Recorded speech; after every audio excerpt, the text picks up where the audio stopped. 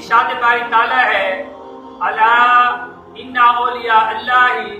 لا خوف علیہم ولا هم یحزنون، خبردار بے شک اللہ کے جو ولی ہیں نہ ان پر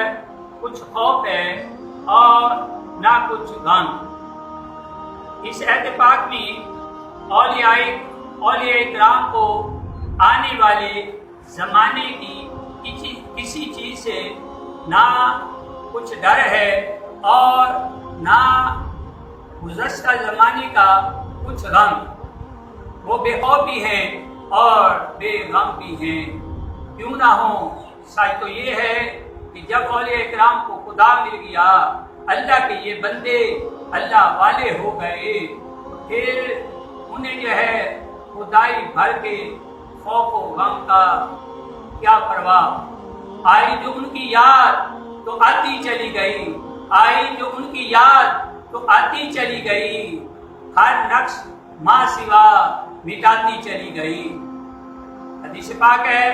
حضرت ابو ہریرہ رضی اللہ تعالیٰ عنہ روایت کرتے ہیں کہ حضور نبی اکرم صلی اللہ تعالیٰ علیہ وسلم نے فرمایا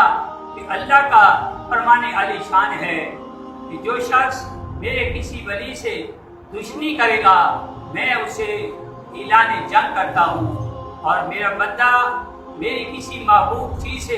اتنا میرا قرب حاصل نہیں کر سکتا جتنا وہ میرے فرائض ادا کر کے حاصل کر سکتا ہے، اور میرا بندہ ہمیشہ میرے نوافل کے ذریعے میرا قرب حاصل کرتا رہتا ہے یہاں تک کہ میں اس کو اپنا محبوب بنا لیتا ہوں،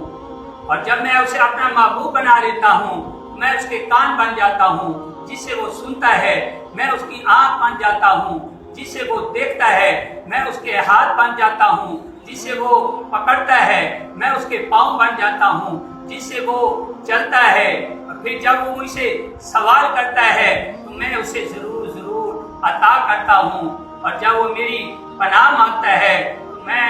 ضرور اس کو جو ہے پناہ دیتا ہوں۔ اللہ پاک آنکھ کان ہاتھ پاؤں سے پاک ہے۔ پھر اس حدیث کا کیا مطلب ہوا؟ تو اس حدیث کا مطلب یہ ہے کہ اللہ تعالیٰ فرماتا ہے کہ میں اپنے محبوب بندوں کے کان آنکھ ہاتھ پاؤں میں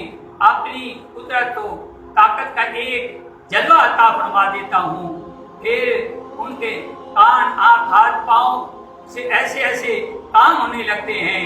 جن کی طاقت و قدرت کو دیکھ کر خدا کی قدرت و طاقت یاد آ جاتی ہے۔